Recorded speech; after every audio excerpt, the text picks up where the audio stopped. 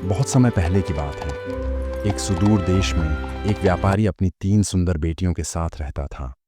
हालांकि तीसरी वाली सबसे सुंदर और बुद्धिमान थी बाकियों से, इसलिए सब उसे ब्यूटी बुलाते थे। दूसरी ओर उसकी बहनें बहुत ही ईर्ष्यालु थीं। उन्हें अपने पिता का पैसा खर्च करने में ज़्यादा दिलचस्पी थी। ब्यूटी एक खूबसूरत राजकुमार का सपना देखा करती थी।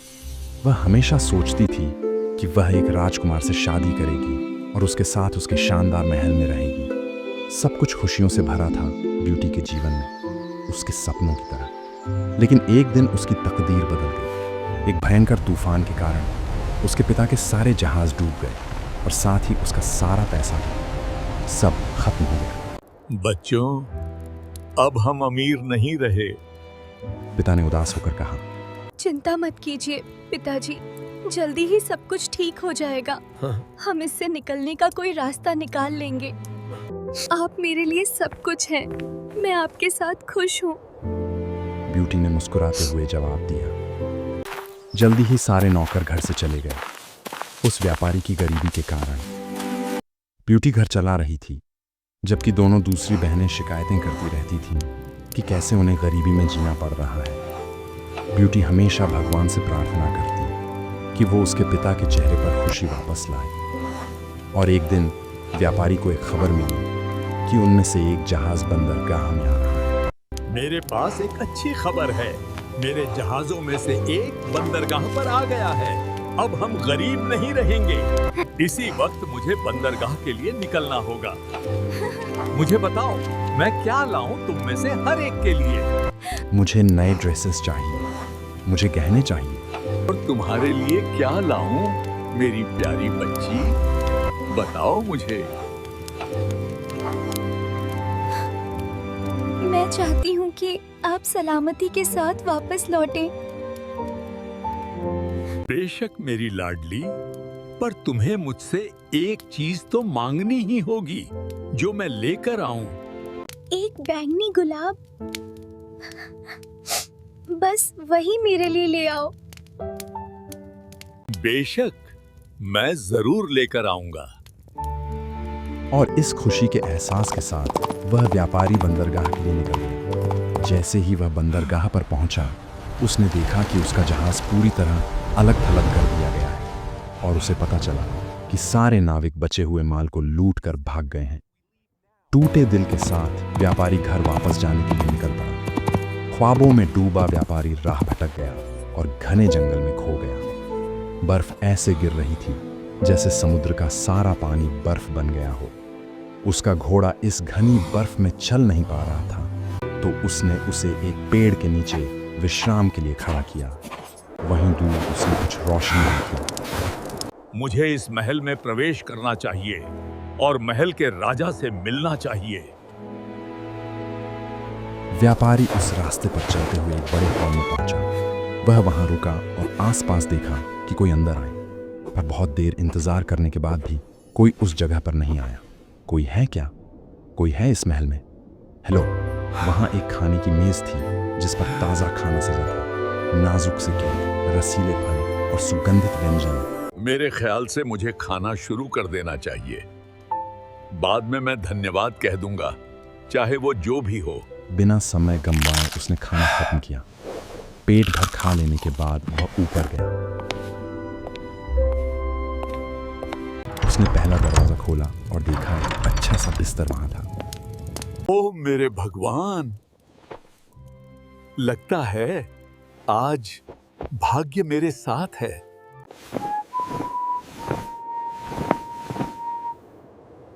और फिर व्यापारी की आंख खुली एक नए सुहाने दिन में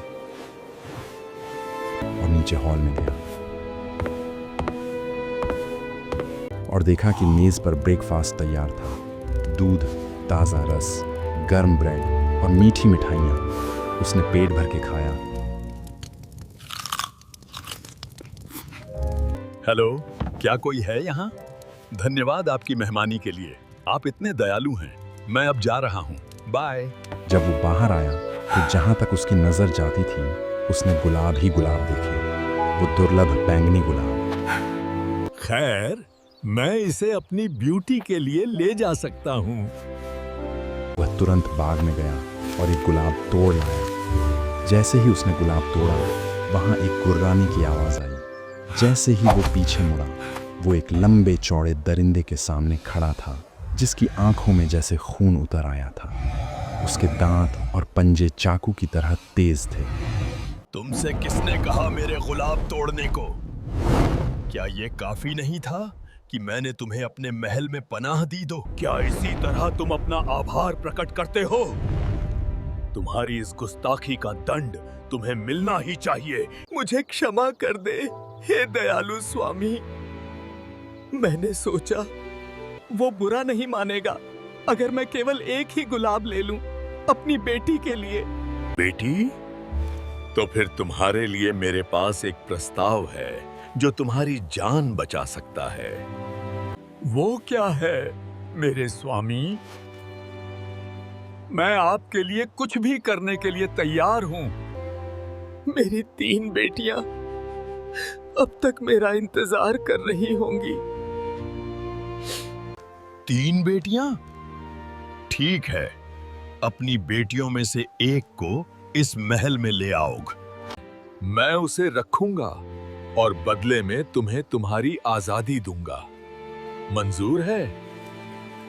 मैं वादा करता हूं, मुझे यकीन है कि उनमें से एक जरूर तुम्हारे पास आएगी। ठीक है, फिर मैं तुम्हें अपना सबसे तेज घोड़ा दूंगा और मैं तुम्हें 1 महीना दूंगा यहाँ वापस अपनी बेटी के साथ आने के लिए। अगर वो आती भी है तो उसे अपनी मर्जी से आना होगा और किसी भी शर्त पर मैं उसे नहीं लूंगा। अगर तुम 1 महीने के अंदर नहीं आए तो मैं खुद तुम्हें ढूंढने आऊंगा। अब जाओ यहाँ से और अपनी बेटी के लिए एक गुलाब लेते जाओ।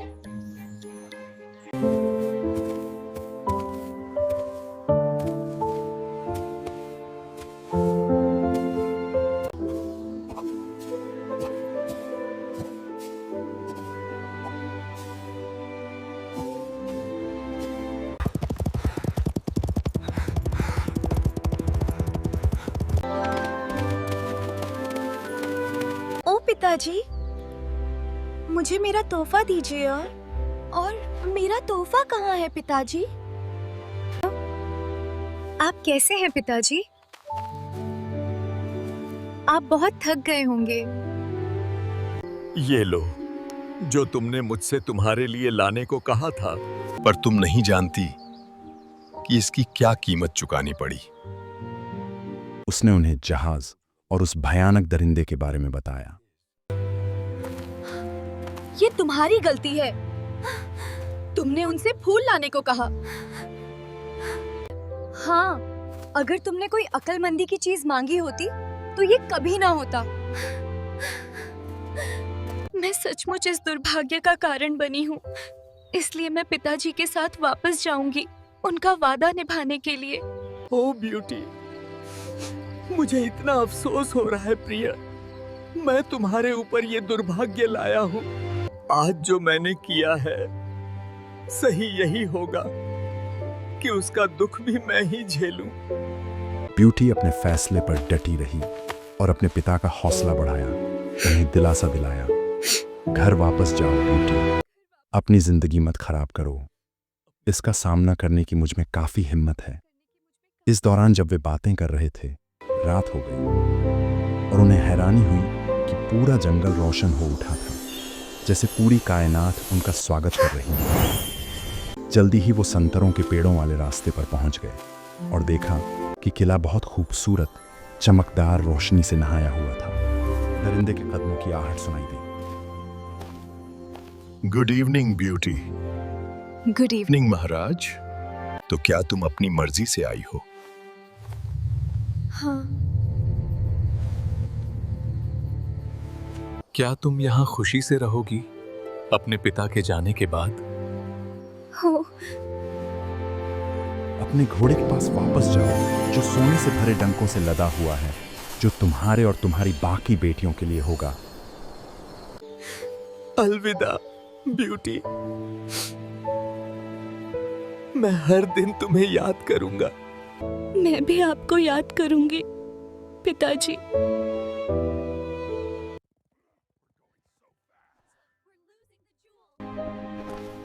ऊपर जाओ, आराम करो। Good night. Good night. Beauty ने पहला दरवाजा खोला और पाया एक बहुत ही खूबसूरती से सजा हुआ कमरा, रेशमी पर्दे, फूलों की सजावट और नरम बिस्तर। वह बिस्तर पर लेट गई और तुरंत सो गई।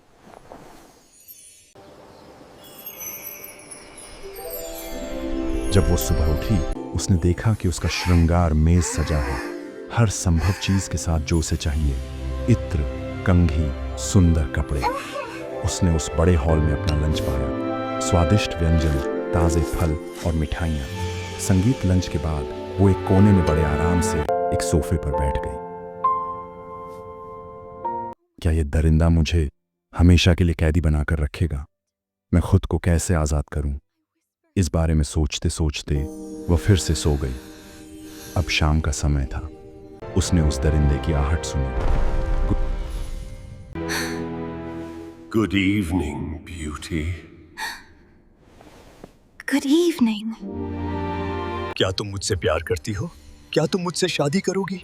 हाँ या ना कहो, बिना डरे। ओह नहीं। खैर, कोई बात नहीं। शुभ रात्रि ब्यूटी।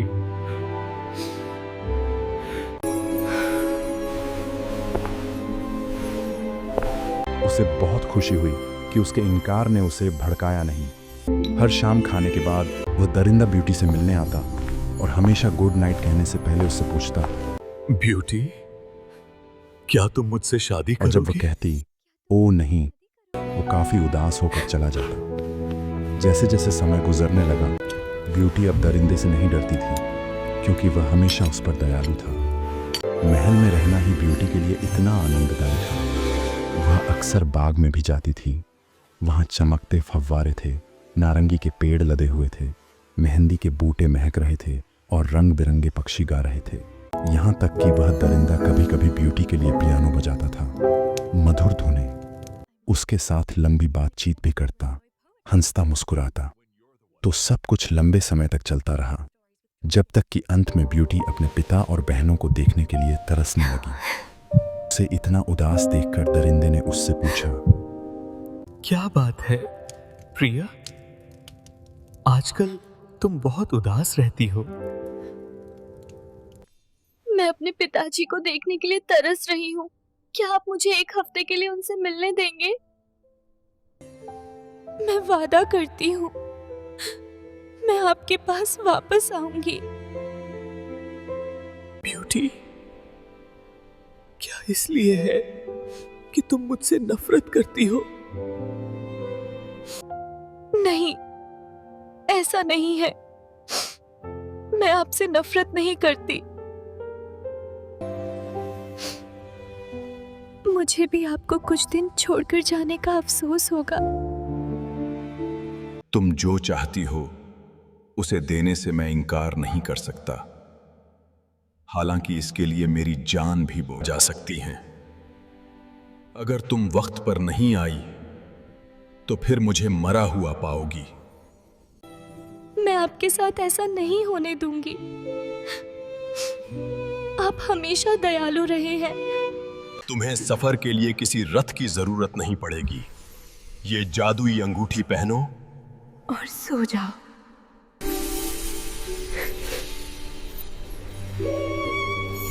अंगूठी उतार देना और तुम फिर मुझे इस महल में पाओगी। Good night beauty. मैं तुम्हें बहुत याद करूंगा। शुभ रात्रि। और आपकी दरियादिली के लिए शुक्रिया। बस अपना वादा याद रखना। जैसे ही दरिंदा गया, ब्यूटी फौरन सो गई और अगली सुबह उसने खुद को अपने ही घर में अपने बिस्तर पर पाया। उसके इस तरह अचानक प्रकट होने पर उसकी बहनें हैरान थीं। उसके पिता ने उसे गले लगाया और वह खुशी से रोने लगा। ओ ब्यूटी, मैं तुम्हारे लिए कितना चिंतित था।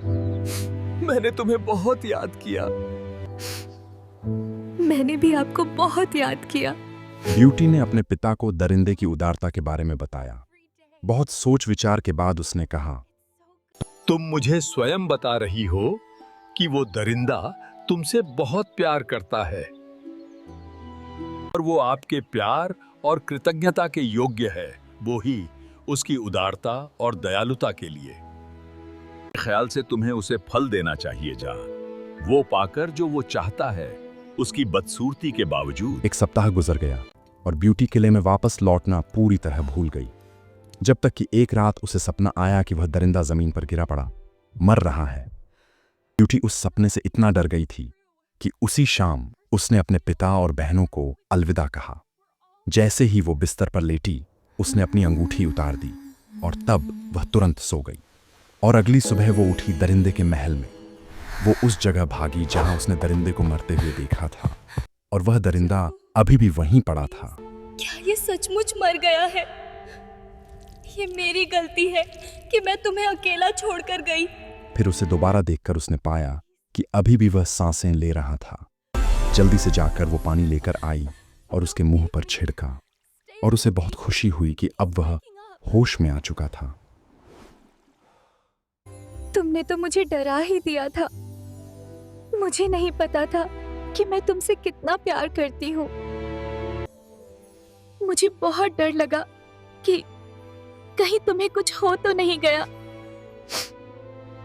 क्या तुम सचमुच ऐसे बदसूरत प्राणी से प्रेम कर सकती हो? हाँ, मैंने देखा है कि तुम में एक उदार और नरम दिल है, और इससे ज्यादा मुझे क्या चाहिए जीवन में। ब्यूटी, क्या तुम मुझसे शादी करोगी? हाँ, मैं करूंगी। जैसे ही ब्यूटी ने यह कहा, वह दरिंदा आंखें चौंधी आने वाली रोशनी से ढक गया और फिर हवा में तैरने लगा और वापस नीचे आया, एक खूबसूरत राजकुमार के रूप में। मुझे यकीन नहीं होता, तुम तो मेरे सपनों के राजकुमार हो। मैंने हमेशा तुम्हारे ही सपने देखे थे। ओ मेरी ब्यूटी, मेरी प्यारी ब्यूटी, धन्यवाद मुझे उस भयंकर श्राप से आजाद कराने के लिए। चुड़ैल, जिसे मैंने एक लड़ाई में हराया था, उसने मुझे एक श्राप दिया था। जब वो मर रही थी, उसने मुझे शाप दिया कि कोई मुझसे प्रेम नहीं करेगा, और उसने मुझे इस भयंकर दरिंदे में बदल दिया था। और तुमने अपने सच्चे प्रेम से यह श्राप तोड़ दिया। ओह, कहीं मैं सपना तो नहीं देख रही? क्या ये सच है? हमें और इंतजार नहीं करना चाहिए। चलो तुम्हारे घर चलते हैं और तुम्हारे परिवार को हमारे विवाह के लिए और तैयार उसने करते ऐसा हैं। ही किया। अगले ही दिन विवाह संपन्न हुआ, बहुत धूमधाम से, संगीत, नाच गाने और खुशियों की बौछार के साथ। अंत में भलाई ने सुंदरता पर विजय पाली। इस तरह ब्यूटी और बीस्ट हमेशा राजी खुशी रहने लगे।